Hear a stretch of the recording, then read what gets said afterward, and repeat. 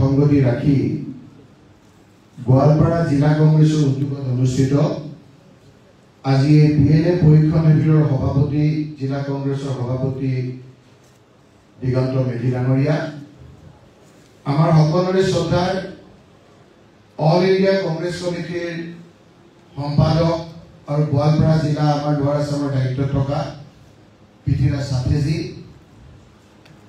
মাননীয় বিধায়ক माननीय विधायक आफ्ताबुद्दीन मुल्ला, माननीय विधायक शुभानंदी सरकार, एआईसीसी का मीडिया कोऑर्डिनेटर निगनाथ अब्बास जी, मनोज कलिता एपीसीसी सेक्रेटरी, मोर भंटी बर्णाली फुकन सीनियर स्पोर्ट्स पर्सन आपलोके चिनी पाई टीवी कथा কৈ থাকে एपीसीसी ইয়াত উপস্থিত থকা আমাৰ সকলোৰে শ্ৰদ্ধাৰ আজিৰ আপোনালোকে বক্তৃতা যে শুনিবলৈ আহিছে আমাৰ নহয়, আমিও ট্ৰেনিং ল'বলৈ আহিছো যে গৌৰৱ গগৈ ডাঙৰীয়া আৰু জিতেন্দ্ৰ সিং ডাঙৰীয়াই বিএলএ সকলক ট্ৰেনিং দিবৰ কাৰণে एआईसीसी और एपीसीसी এটা পৰীক্ষণ শিবিৰ কৰিছে আৰু এই পৰীক্ষণ শিবিৰৰ পাছত কিছুমান মাষ্টাৰ ট্ৰেইনাৰ যিসকলে বিএলএৰ কথা গোটেই অসমত ভালকে বুজাব পাৰে তেনেকুৱা কিছুমানক নিয়োগ কৰিছে আৰু আমাৰে গোৱালপাৰা সৌভাগ্য যে এই মাষ্টাৰ ট্ৰেইনাৰ হিচাপে প্ৰাক্তন সংসদ আমাৰ খালেদ ডাঙৰীয়া আব্দুল খালেদ ডাঙৰীয়া ইয়াৰ দায়িত্ব কৰিছে আৰু সুন্দৰকৈ আপোনালোকৰ বৰ্তমান পৰিস্থিতিৰ লগত সংগতি ৰাখি বিএলএ কি কৰিবলগীয়া আছে সেই কথাখিনি বুজাইছে। মই তেওঁক সম্বোধন কৰিছো। জিলা কংগ্ৰেছৰ বিষয়ববীয়াসকল, পঞ্চায়তৰ নিৰ্বাচিত প্ৰতিনিধিসকল, মণ্ডল কংগ্ৰেছৰ মাননীয় সভাপতিসকল, ইয়াত উপস্থিত থকা আজি মুখ্য আকৰ্ষক আমাৰ বিএলএ সকল। মই অকণমান প্ৰেক্টিকেল কথা দুটামান ক'ব বিচাৰিছো আৰু আজি জুম্মাবাৰ সেইকাৰণে মই অকণমান কৈ পেলাই যামগৈ, তাৰপিছত পৃথিৱীৰ সাথে মিটিং কিন্তু চলি থাকিব।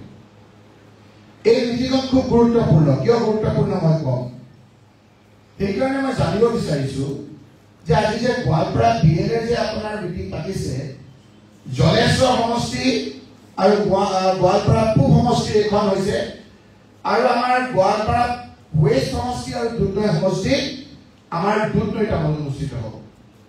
মই জানিব বিচাৰিছো ইয়াত জলেশ্বৰৰ পৰা কিমান মানুহ আছে, অকণ হাতখন দাবকচোন আপোনালোকে। জলেশ্বৰ, ঠিক আছে। গোৱালপাৰা পূব সমষ্টিৰ পৰা কিমান আছে?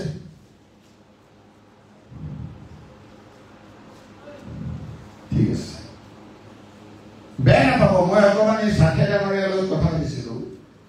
আপোনালোকৰ এই প্ৰথম ৰোডটোত 11টা আছিল, এই ৰোডটোত 11টা আছিল আৰু এনেকে 14টা বা 15টা আছিল, 13টা আছিল, তুমিও শুনিলা, তো এইটো 15টা আছিল। এই গোটেই চিটকেইটা যদি সম্পূৰ্ণ হয় তেতিয়া হ'ব 330টা আছিল, বেছিকে ধৰিলে। আৰু এই ওপৰখিনিকো যদি আমি ধৰো তাত আপোনাৰ যদি 50 জন ধৰো তেতিয়া হ'ব 330 আৰু 350 380 জন। ঠিক আছে নেকি? মোৰ যুক্তি ওপৰত ধৰক ইয়াত থাকিব লাগে জলেশ্বৰৰ 272, গোৱালপাৰাত থাকিব লাগে 267, মুঠ থাকিব লাগে 539 আৰু আছে কিমান 380, 380টা। গতিকে এই সাথে এইখনৰ কাৰণে একেবাৰে বোম্বেৰ পৰা আহিছে, খালেকে অংক চংক কৰি মেলি আপোনালোকক এই কেইটোত বুজাইছে। যদি আমি সিৰিয়াছলি নলওঁ, আমি যদি এই ক্ষেত্ৰত যদি সিৰিয়াছ নহয়, তে ৰাহুল গান্ধী ডাঙৰীয়া ইমান কষ্ট কৰি থাকি কি লাভ? ৰাহুল গান্ধী ডাঙৰীয়াই জিতেন্দ্ৰ সিং ডাঙৰীয়াৰ জৰিয়তে, গৌৰৱ গগৈ ডাঙৰীয়াৰ জৰিয়তে বিএলএ ট্ৰেইনিং কেম্প কৰি পৰীক্ষণ দি কি লাভ যদি মোৰ সমষ্টিৰ 50টা মানুহ বিএলএ হিচাপে নাহে কিবা লাভ হ'ব জানো इसीलिए साथी जी हम रिक्वेस्ट करते हैं ये जो बीएलए का ट्रेनिंग है ये ट्रेनिंग यहाँ में ये जो दो कंस्टिट्यूएंसी है इसको आप कॉन्स्टिट्यूएंसी वाइज आदत से वो करना होगा एक प्रस्ताव कर देना है और यहाँ में आपको 100% बीएलए तक उपस्थित থাকিব লাগিব কিয় লাগিব কি বস্তু বিএলএ এইটো আহিলাকো আগতো বিএলএ কৰিছে আপোনালোকে কৰিছে না বিএলএ আগতে আছিল না আছে না বিএলএ এই বিএলএ প্ৰথম দিনৰ আগতো আছে এইবাৰ কিয় বেছি প্ৰয়োজন হ'ল এই কাৰণে প্ৰয়োজন হ'ল খালেক ডাঙৰীয়াই ক'লে যে এইবাৰ ভোটবিলাক চুৰ কৰিছে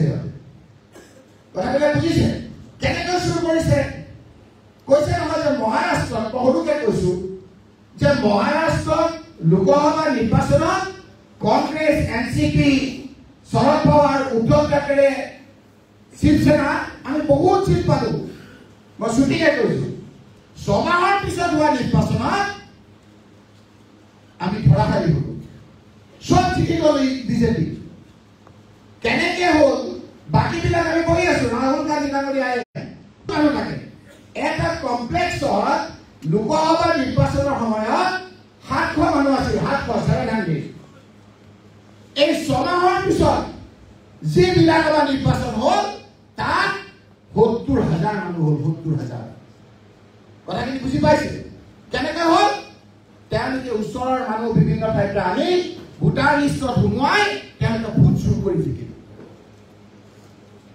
সেইকাৰণে राहुल गांधी डांगरिया কৈছে যে साथी जितेंद्र सिंह अब आप अपने जगह पे जाइए हमारे साथ आने का जरूरत नहीं है बीएलए द्वारा स्कूल বিলাক আমি ৰখাব লাগিব এতিয়া তেওঁলোকে কি কৰিছে যেতিয়া দেখিলে যে ৰাহুল গান্ধী ডাঙৰীয়াই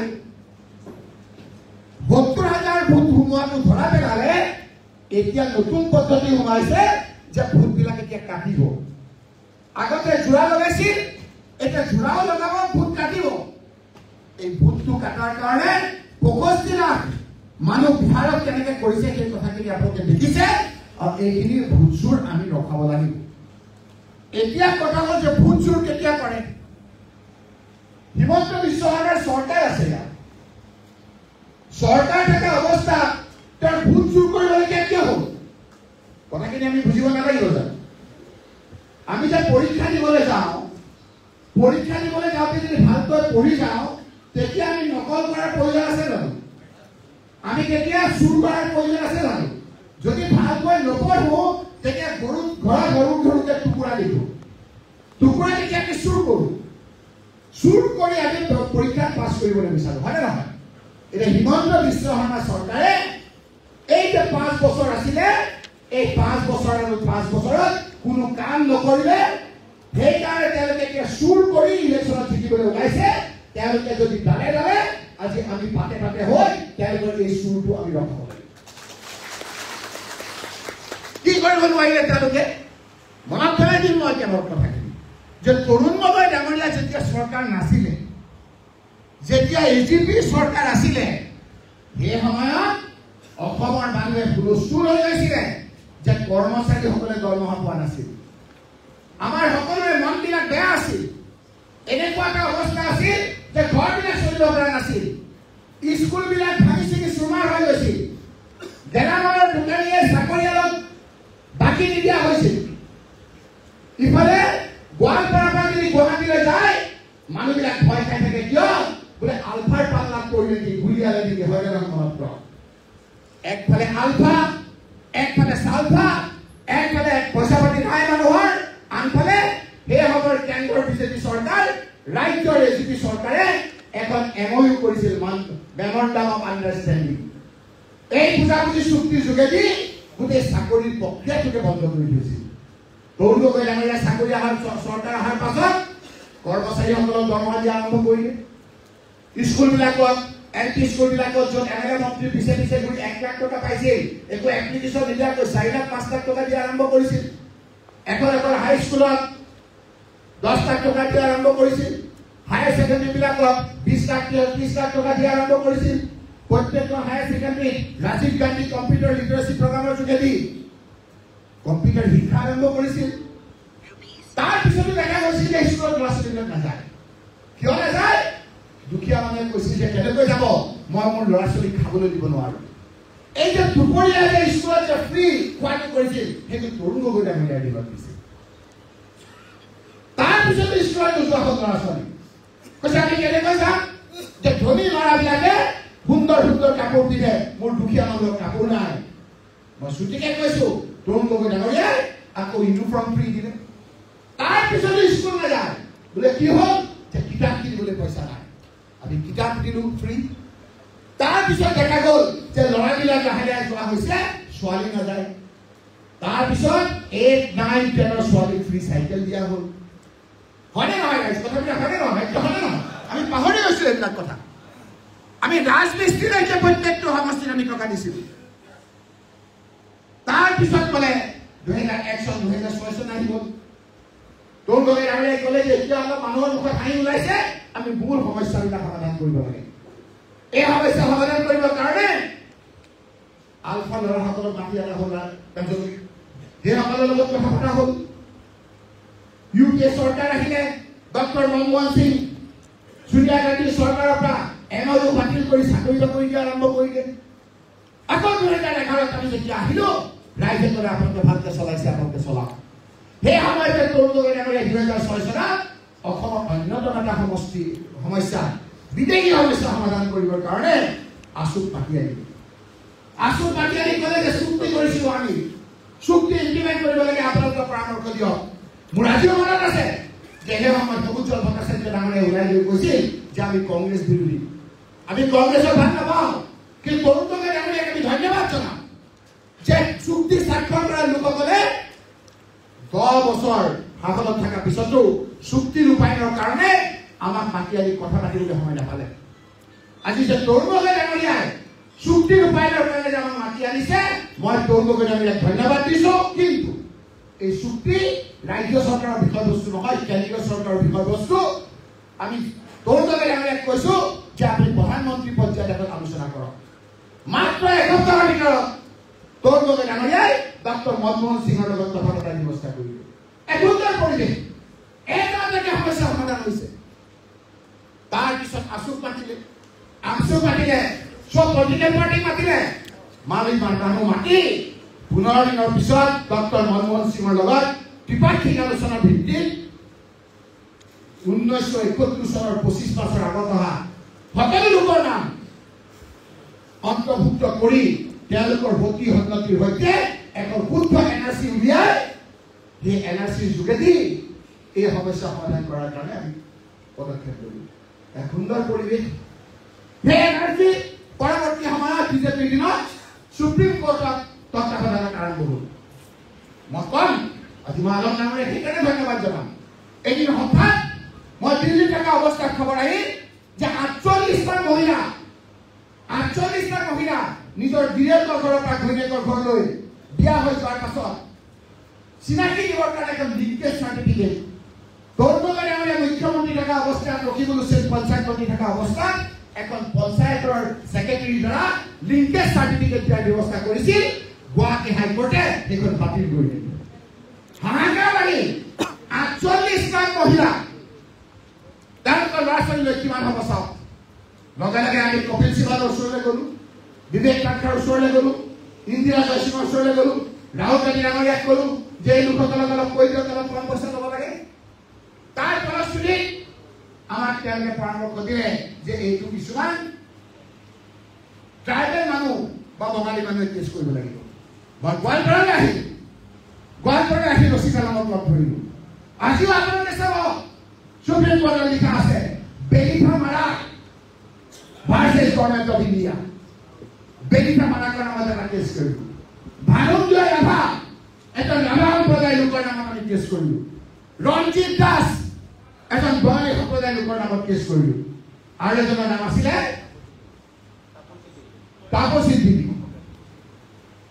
তাপসী দেৱী। এই 4জনৰ নামত যেতিয়া কেছ কৰিলো, আমাৰ বিৰোধী থকা লোকসকলে যেতিয়া এইখিনি কেছ সুপ্ৰিম কোৰ্টত পালে, ইজনে সিজনৰ মুখলৈ চাইছে কি হ'ল, কোনে কৰিলে কেছ। এনে আমি এনআৰচি কেছত জিকা নাই যিসকলে আপোনাৰ ইউডিএফৰ বিৰুদ্ধে আহিছে শুনাক তেওঁলোকক এই কেছত কৰবাত গৈ কেতিয়াবা কোনোবা উকিল গৈ কি আৰ্গুমেণ্ট কৰিছে কোন উকিল আছে কি আৰ্গুমেণ্ট কৰিছে সকলো প্ৰচিডিং সুপ্ৰিম কোৰ্টত থাকে এইবিলাক সমস্যা এটা সমস্যা সমাধান কৰাৰ পিছত এদিন হঠাৎ কপিল সিবালে খুব ভালদৰে আৰ্গুমেণ্ট কৰাৰ ফলত যিখন গুৱাহাটী হাইকোৰ্টে ৪৮টা মহিলাৰ লিংকেজ চাৰ্টিফিকেট বাতিল কৰিছিল আৰু সেই সুপ্ৰিম কোৰ্টে সেই চাৰ্টিফিকেটখন পুনৰ বাহাল ৰখাৰ ক্ষেত্ৰত আমি চেষ্টা কৰা ফলশ্ৰুতি নিশ্চিত বিপদৰ পৰা আমি ৰক্ষা কৰিছিলোঁ ৰাইজ সেইটো ভাবিলে আপোনালোকে ৰাইজক কওঁ আজি যে হিমন্ত বিশ্ব শৰ্মাই আমাৰ মূৰ ওপৰত যে মাৰপিট কৰা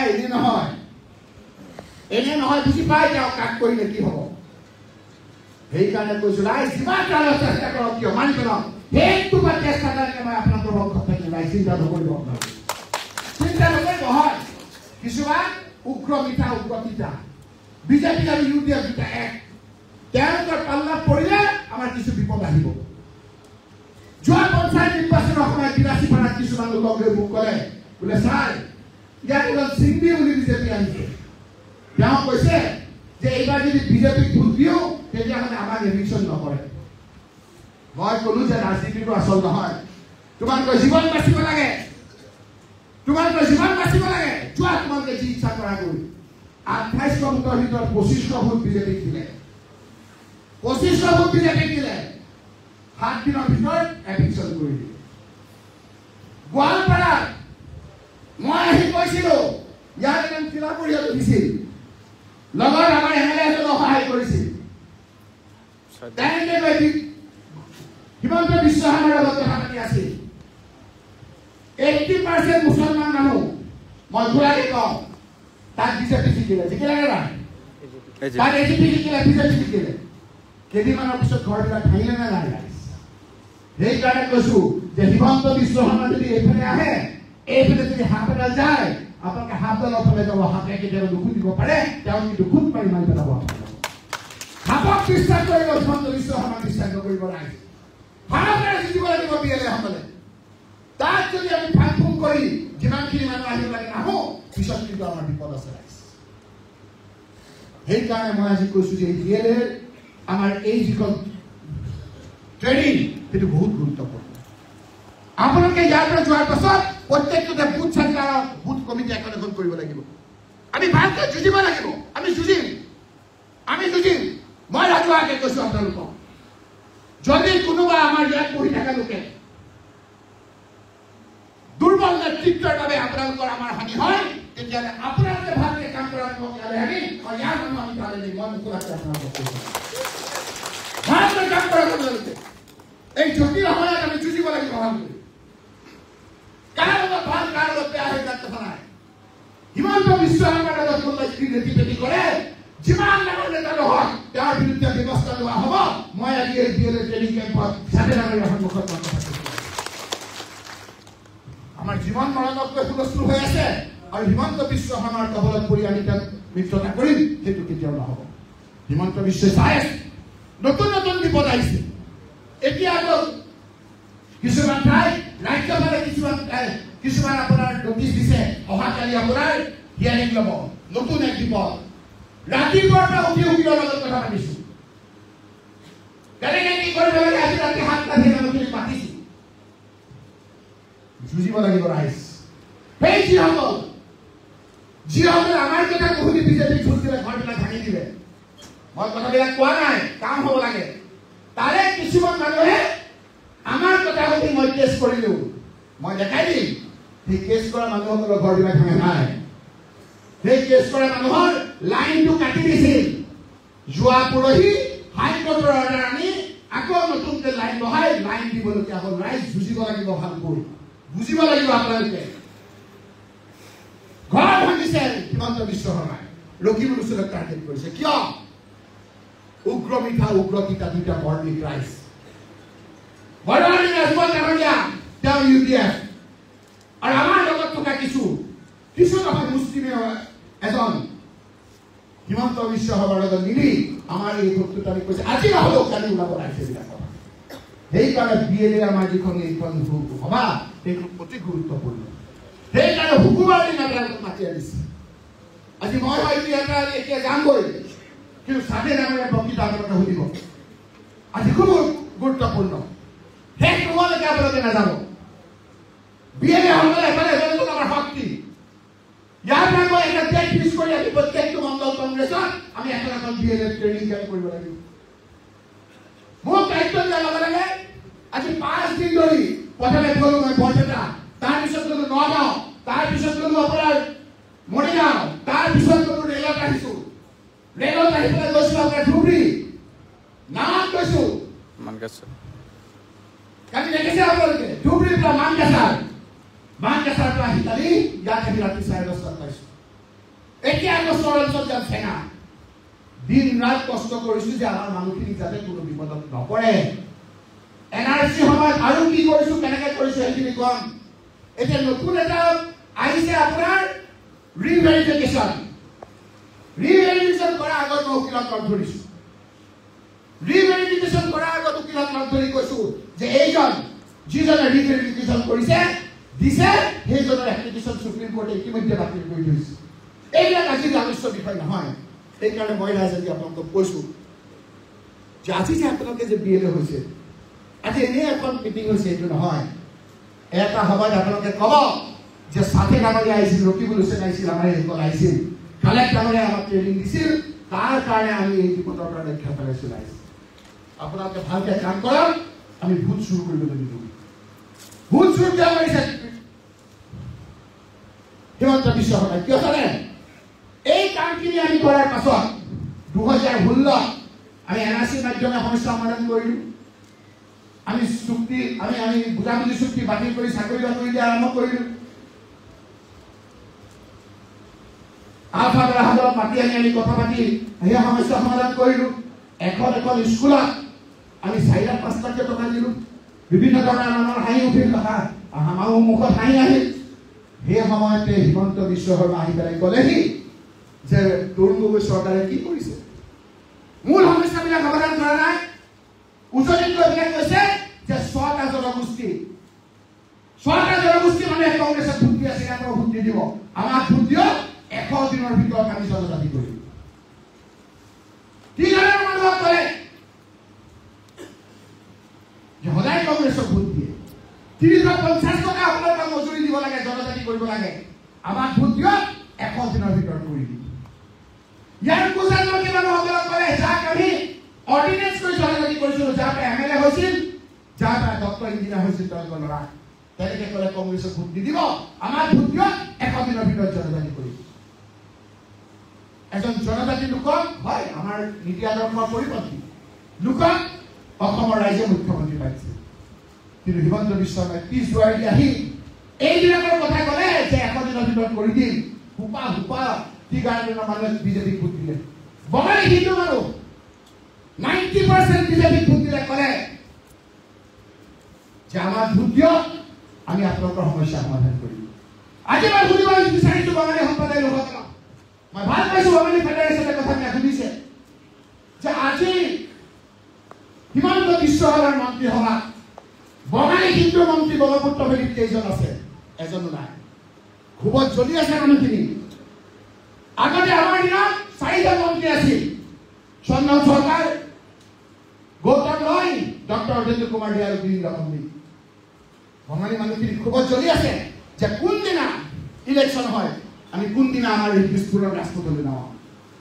কি আমাৰ টি গাৰ্ডেনৰ মানুহবিলাক জ্বলি আছে যে আগতে আমাৰ এজন স্পীকাৰ পাইছিল, 2জনকৈ মন্ত্ৰী পাইছিল, আজি আমাৰ জনজাতিও নিদিলে, আমাৰ প্ৰতিনিধিও কমাই দিলে। 6টা জনগোষ্ঠী আজি আমাৰ বিভিন্ন ক্ষেত্ৰত জ্বলি আছে যে ইলেকশ্যন ডিক্লেয়াৰ কৰিব দিয়ক। আজি আমি মিটিং কৰি আছো, সেই জনগোষ্ঠীয়ে ৰ'বত গৈ দিল্লীত কৈ আছে যে জনজাতি কৰক, জনজাতি দিয়ক, নহ'লে বিজেপিক আমাৰ ঠাই সোমাবলৈ নিদিওঁ। হিমন্ত বিশ্ব শৰ্মাই যেতিয়া ইণ্টেলিজেন্সৰ যোগেদি এই কথাবিলাক গম পালে, তেতিয়া দেখিলে যে এইবিলাক আৰু নেচেল, হিন্দু মুছলমানৰ মাজত কাজিয়া লগাৰ বাহিৰে মোৰ কোনো গত্যন্তৰ নাই। মই খোলাকে কথাবিলাক কওঁ। সেইকাৰণে অবিশ্বাসৰ ভাৱ সৃষ্টি কৰিবৰ কাৰণে হিমন্ত বিশ্ব শৰ্মাই ক'লে, প্ৰথমে কি ক'লে পাহৰি যায় মানুহবিলাক, প্ৰথমে ক'লে গৰু গৰু গৰু গৰু গলা যায়, তাৰপিছত কি ক'লে গাহৰি গাহৰি গাহৰি ছটিয়াই দিয়ক, গাহৰি ছটিয়াই দিয়ক, কৈছিল না? গৰু গৰু কৰি কেইদিনমান অলপ গৰম হ'ল, হিন্দু মুছলমানৰ কাজিয়া নালাগে। গাহৰি গাহৰি খাই অলপ গৰম হ'ল, কিন্তু হিন্দু মুছলমানৰ কাজিয়া নালাগে। তাৰপিছত ক'লে বন্দুক বন্দুক বন্দুক বন্দুক কাজিয়া নালাগিল বিভিন্ন ক্ষেত্ৰত যেতিয়া তেওঁ বিফল হ'ল এতিয়া লোকৰ ঘৰবিলাক ভাঙি দুখীয়া মানুহৰ ঘৰবিলাক ভাঙি আজি বৈতৰণি পাৰ হ'বলৈ বিচাৰিছে সেইটোতো আপোনাৰ আজি ধৰা পৰিল হয় আমাৰ দুখীয়া মানুহৰ ঘৰ ভাঙিছে কোনবিলাক মানুহৰ ঘৰ ভাঙিছে জানে আপোনালোকে কেইদিনমানৰ আগত মই গোৱালপাৰালৈ গৈ আছিলো ৰাতি 11:30 বাজিছিল গুৱাহাটী পাওঁতে এখন দলং ফ্লাইঅভাৰ বনাই আছে ফ্লাইঅভাৰ গাড়ী থকা এটা মানুহে গান গাই ৰং দি আছে মই গাড়ীখন ৰখালো মোৰ ভিডিঅ' আছে তেওঁ কৈছে কি হ'ল কৈছে আপুনি ৰখিব লৈছে মোক ইমান গুৰুত্ব দিয়া নাই কৈছে কি কৰি আছা বোলে আমাৰ 150 মানুহ ইয়াত কাম কৰি আছো আমাৰ মুখ্যমন্ত্ৰীয়ে 6 তাৰিখে দলংখন উদ্বোধন কৰিব হয়তো কৰ মানুহ তোমালোক বোলে গোৱালপাৰা মানুহ গৰিপুৰৰ মানুহ ধুবুৰীৰ মানুহ কিমান মানুহে কাম কৰিছে বোলে আজি 3 মাহ ধৰি 150 মানুহ তাৰ আগত 150 মানুহ তাৰ আগত 150 মানুহ কথাবিলাক ভাবি চিনি চাব এই মানুহবিলাক কৰ্ম কৰি খোৱা লোক হিমন্ত বিশ্ব শৰ্মাই এই মানুহখিনিক মাৰিব নোৱাৰে যদি চাই কৰ্ম কৰি খাই নিজৰ স্কিল আছে যিমান ডাঙৰ ডাঙৰ বিল্ডিং দেখিছে ধুবুৰী লোকসভা সমষ্টিৰ মানুহে পাইলিং কৰাৰ কাৰণে ডাঙৰ ডাঙৰ ঘৰবিলাক হৈছে এই যে আপোনাৰ যে যিবিলাক দলংখন বনাইছে সেই দলংখনত যে 150 মানুহ তাত দেখানো তাত ফটো আছে সেই মানুহখিনিয়ে চালে যে 6 তাৰিখে আজি মুখ্যমন্ত্ৰীয়ে আমাৰ উদ্বোধন কৰিব কিবা আনন্দত কৰিছে সেই 150 মানুহে 6 তাৰিখে চুলতান কিনি হিমন্ত বিশ্ব শৰ্মাই দলংখন উদ্বোধন কৰিছে 9 তাৰিখে সেই দুখীয়া মানুহজনৰ ঘৰটো ভাঙি দিছে 9 তাৰিখে এই দুখীয়া মানুহজনৰ ঘৰটো ভাঙি দিছে পাত নালাগিব ৰাইজ দুদিন দেৰি হয় ভগৱানৰ আল্লাহৰ মাৰ পাব এইবিলাক তাৰ উপৰি আমি চুচিব লাগিব ৰাইজ সেইকাৰণে ৰাইজ এতিয়া উজনিৰ ভোট নাপাই যাওঁ হিমন্ত বিশ্ব শৰ্মাক উজনিৰ ভোট নিদিয়ে বঙালী মানুহে ভোট নিদিয়ে তেলেংগানা বুলি এখন ৰাজ্য আছিল কেচিআৰ বুলি এজন মুখ্যমন্ত্ৰী আছিল এনেদৰে অত্যাচাৰ কৰিছিল কংগ্ৰেছে কথা কৈ জেলত লৈ গৈছিল ৰেৱন্ত ৰেড্ডী আজি যে মুখ্যমন্ত্ৰী হ'ল তেওঁলোকৰ ছোৱালীৰ বিয়াটো আহিব দিয়া নাই জেলত লৈ গৈছিল যিদিনা ইলেকশ্যন ডিক্লেয়াৰ কৰিলে হাজাৰ হাজাৰ লাখ লাখ মানুহ ৰাজপথত নামি গ'ল আৰু কেচিআৰ আজি নাইকিয়া হ'ল আজি ৰেৱন্ত ৰেড্ডী মুখ্যমন্ত্ৰী হ'ল আজি গৌৰৱ গগৈ ডাঙৰীয়াৰ নেতৃত্বত এনেদৰে ডিএলএ ট্ৰেনিঙৰ জৰিয়তে আপোনালোকে ভালকে নিজৰ নিজৰ কামখিনি কৰক বাকীখিনি আপোনালোকে অসমৰ ৰাইজক এৰি দিয়ক আমিতো বাদে বিজেপিৰ নিষ্ঠাবান লোকেও এইবাৰ বিজেপি কৰি থাকিব কিন্তু এইবাৰ হিমন্ত বিশ্ব শৰ্মাৰ মতলবৰ কাৰণে এইবাৰ আমাক সহায় কৰিব চাই থাকক ৰাইজ সকলো কেতিয়াবা সহায় কৰিব সেইকাৰণে আমি বহুত কথা পাতিম সাথে ডাঙৰীয়াও আছে সাথেজি থেংক ইউ আপোনালোক সকলোকে আমি কথা পাতিম আৰু বহুত কথা আছে যিবিলাক মাইকত ক'ব পাৰি যিবিলাক নোৱাৰি আজি গধূলিও আমি এখন সভা কৰিম যে এই সময়খিনিত যে অহাকালি নোটিছবিলাক দিছে অহাকালি আপোনালোকৰ এই ডিচি অফিচত 10:30 হিয়াৰিং আছে মই কেইজনমান মানুহ মাতিছোঁ উকিলৰ লগত কথা পাতি আমি এতিয়া কি কৰিব লাগিব আইনগতভাৱে সেই কথাখিনি গধূলি পাতিম সেইখিনিক আপোনালোকক পাম বুলি আশা ৰাখি সকলোকে মই ধন্যবাদ আৰু কৃতজ্ঞতা দি আপোনালোকৰ ইমান ডাঙৰ আৱাসীকে কৰি আমাৰ ছাত্ৰী বৰ্ণালী মনোজ আমাৰ গুৱাহাটীৰ পৰা আহিছে বিশেষ খালেক ডাঙৰীয়াই সুন্দৰকৈ সকলো কথা আমাক জনাইছে বিধায়কসকল উদ্যোক্তাসকলক আমাৰ দিগন্ত মেধি ডাঙৰীয়াৰ নেতৃত্বত সুন্দৰকৈ এইখন সভা কৰিছে গোৱালপাৰা আৰু আপোনাৰ দুটা সমষ্টিৰ কাৰণে আকৌ দুধ লৈ থ'ব আমাৰ খালেক ডাঙৰীয়া আকৌ তালৈ যাব ছাথে ডাঙৰীয়া তালৈ যাব এইখিনি কথাৰে মই আপোনালোকৰ পৰা বিদায় দিছোঁ ধন্যবাদ জয় আকক জয়